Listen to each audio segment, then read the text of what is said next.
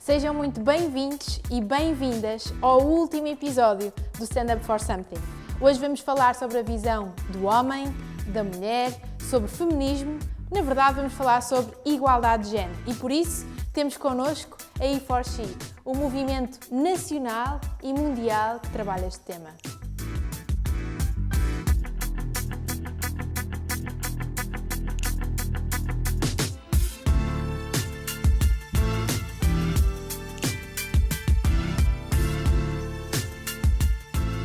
Olá, eu sou a Maria João, tenho 29 anos, sou de momento a co-coordenadora da E4She Portugal. Estudei Línguas e Relações Internacionais na Faculdade de Letras da Universidade do Porto, também tirei o meu mestrado em Relações Internacionais em Coimbra, fiz o meu estágio numa organização feminista chamada Women Being na Escócia e quando voltei para Portugal fiquei a cargo da E4She Porto. Eu de momento trabalho na Patreon, é uma empresa americana sobre trazer o profit para os artistas, para voltar a trazer criatividade para o mundo e os artistas serem pagos no mundo e de momento trabalho para eles. As minhas causas, eu abraço várias causas, mas uma das maiores será o feminismo e a igualdade de género, assim como as questões LGBTQI+, que são coisas que me interessam bastante. A E4She é um movimento dentro da UN Women, que é a ONU Mulheres. Foi criado em 2014 em Nova Iorque e a grande representante da E4She durante muitos anos foi a Emma Watson.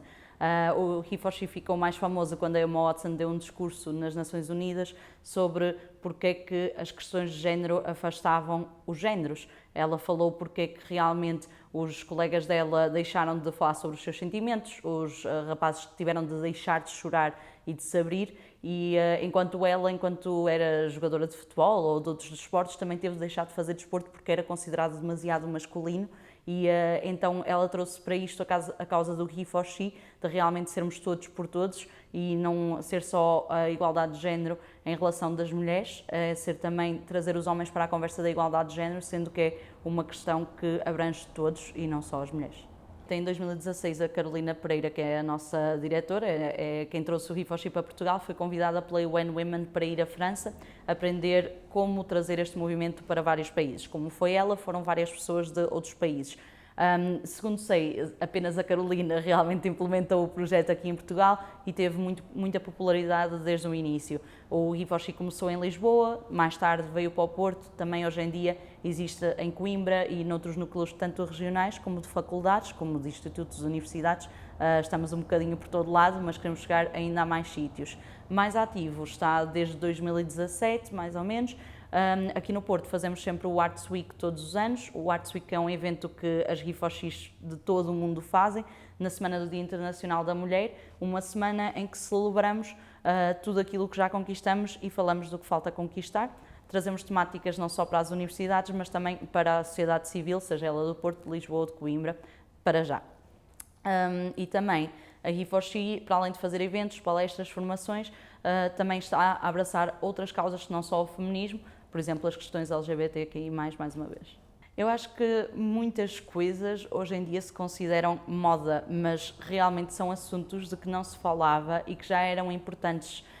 O assunto da violência doméstica é uma das coisas que mais nos pedem para falar e se falarmos com qualquer pessoa, ouviram falar de violência doméstica durante toda a escola, durante toda a vida delas, mas é um tema ainda super atual, as coisas ainda acontecem e é preciso falar delas. Em relação ao feminismo e à igualdade de género, eu sinto que realmente existem mais pessoas a assumirem-se feministas, porque sinto que também antigamente havia mais vergonha de ser feminista, havia mais vergonha de pensar, eu sou menos que o outro ou eu sou mais que o outro e as pessoas não se assumiam como não querendo igualdade de género e por isso também não se assumiam como querendo, por isso acho que não é uma moda, mas se é uma moda boa e espero que toda a gente sinta que tem uma importância e uma palavra dentro da igualdade de género, sim. Eu acho que o E4She é sempre muito bem levado porque as pessoas sentem que integra um bocadinho mais, no sentido de trazer todos os géneros para a conversa, faz com que as pessoas se sintam um bocadinho mais welcomed, mais bem-vindas. A minha ideia não é por eu ser homem que não posso falar sobre a igualdade de género, eu sinto que existe aqui uma falha e que eu posso ajudar. Então sinto que as pessoas normalmente veem o HeForShe como isso, como eu também posso falar e também tenho uma voz neste assunto, já que quero ajudar a combater este problema social. Eu acho que não existem públicos difíceis, acho que mesmo público mais de crianças, por exemplo, é muito fácil mostrar-lhes, descomplexar estes contextos que nós temos de estereótipos, é muito mais fácil para as crianças. Quando falamos com adultos, existe já uma ideia vinda de trás, muitas vezes de preconceito, criado através de discriminação, que existe ali porque é assim, porque foi a cultura latino-portuguesa que nos trouxe isso, como também a educação em casa. Mas assim, um público difícil, se calhar mais velhotes, é difícil desconstruir ideias que estão tão intrínsecas desde os nossos ditados, desde os nossos provérbios, entre marido e mulher não se mete a colher, esse tipo de coisas é muito difícil de desconstruir na long run. Mulher ao volante, perigo constante, até nós próprios temos esse problema, porque lembro-me quando tirei a carta, também sempre que via alguém a fazer as neiras na estrada, pensava, ok, deve ser mulher. Porquê é que eu estou a pensar isto? Eu não tenho de pensar isto. E esta desconstrução de estereótipos é muito mais fácil em quem não os tem tão vincados, obviamente. Por isso, diria se calhar um público mais velho, seria isso. Eu acho que também o gosto pela causa ajuda a ser fácil. Nós trabalhamos através do Slack, que é uma plataforma, metemos lá conteúdo, falamos uns com os outros e o que fazemos é, tenho uma ideia para isto, vamos fazer, todas as ideias são bem-vindas, discutidas entre nós e temos sempre uma reunião mensal. Nessa reunião lançamos tanto as ideias como também os convites que tivemos. Temos um convite para ir a esta faculdade, esta semana, falar sobre violência doméstica, por exemplo, ou falar sobre o papel da mulher nas empresas. E aí, para isso usamos o Slack, quando é uma coisa do género, convida-nos para daqui a uma semana, falamos no Slack. Se for uma coisa que é para o próximo mês, falamos na reunião mensal, quem é que gostava de ir, quem gosta mais deste tema, porque dentro da igualdade de género também temos temas. Eu, como estudei Relações Internacionais e Ciência Política, para mim é muito mais fácil falar sobre mulheres na política, etc. Enquanto tenho colegas que elas são doutoradas em violência doméstica, direitos das mulheres, e para elas é mais fácil falar sobre estes temas. Nós formamos a equipa toda, mas o mais fácil é sempre ir a alguém que é mais especificamente virado para aquele tema. Eu, quando entrei para o HeForShe, aconteceu uma coisa engraçada, que foi, eu fui aceite e logo a seguir disseram-me que afinal já não havia vaga para mim. E então eu achei isto muito estranho e então depois falei com a Carolina sobre o assunto e nós as duas concordamos que o HeForShe deve ser para toda a gente.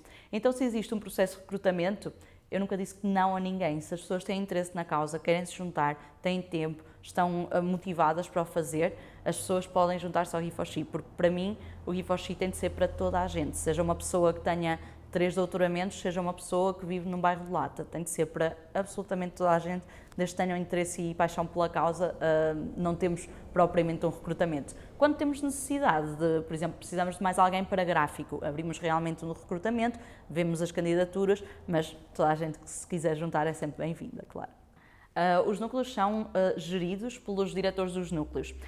O que acontece é, uma pessoa, vamos imaginar, uma pessoa da Faculdade de Engenharia contacta-nos e diz: gostaria de abrir um núcleo aqui na minha faculdade, nós ajudamos a abrir, no sentido, falamos sobre o que é que a ONU Mulheres, a UN Women pede de nós, damos o material necessário para que eles possam abrir o núcleo e depois temos uma reunião com eles, também mantemos a nossa lista de contactos atualizada para ver quem é que está à frente do núcleo e também motivamos sempre a que façam atividades viradas para a necessidade da sua faculdade ou da sua região.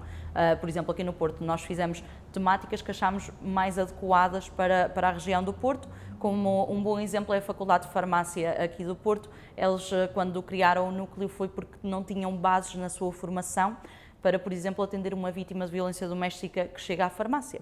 E acharam que para combater isso podiam se educar uns aos outros e podiam dar palestras uns aos outros sobre essa falta de complemento que não têm na sua formação.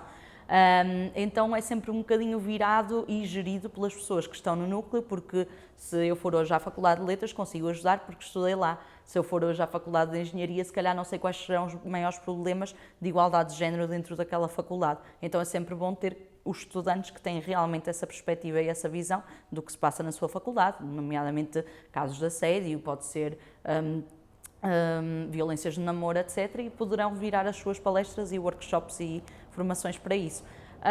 Em relação ao número de núcleos que temos, é muito grande, por isso vou dizer uns 26 de momento, mas pelo menos em Lisboa temos uns 6, em Coimbra para já só temos o regional, mas estão a abrir cada vez mais, aqui no Porto, Faculdade de Letras, Faculdade de Farmácia e ICBAS, entre outros, temos imensos, sim. Temos mais mulheres no Rifochi do Porto, por exemplo, e em quase todos os núcleos temos realmente mais mulheres. Não sinto que os homens se sintam intimidados em juntar ou que tenham algum problema em juntar-se. Sei que às vezes as vidas das pessoas são ocupadas e se calhar não é uma prioridade, porque realmente aquilo que nos toca mais é uma coisa com que estamos a problematizar, um problema que temos mais pessoal, não é? Uma coisa que se calhar se está a passar no México, para mim não me diz tanto porque não estou lá, mas se eu estivesse, se calhar dizia-me. Então, não querendo dizer que os homens não se querem juntar, eu acho que se calhar precisa de haver mais abertura e precisa de haver uma coisa, uma maneira melhor de comunicar para também fazer com que os homens se sintam bem-vindos em vir para a conversa.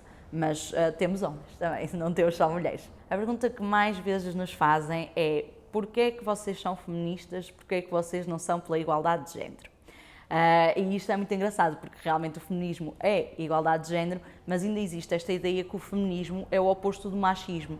Então as pessoas acreditam que realmente o feminismo é o femismo, que é realmente a superioridade da mulher em relação ao homem, e muitas vezes as pessoas confundem. Então, imensas palestras, imensas talks em que eu já tive, as pessoas perguntam isso. Mas porquê feminismo? Eu não acredito no feminismo, eu sou pela igualdade de género. O feminismo é a igualdade de género e é uma daquelas palavras que as pessoas têm medo. Mesmo a própria UN Women, quando nós começámos, dizia-nos: evitem usar a palavra feminismo porque assusta as pessoas. Usem igualdade de género porque igualdade de género já faz com que as pessoas se sintam integradas.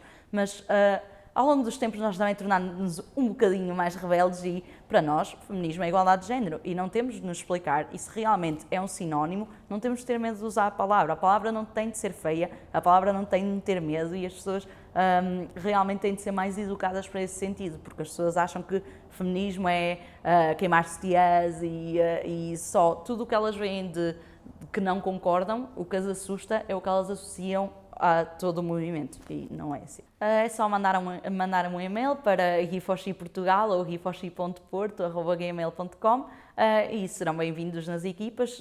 Teremos sempre de perguntar de onde são para se juntarem ao núcleo mais perto, mas toda a gente é bem-vinda para se juntar à Rifochi, que é um movimento de todos.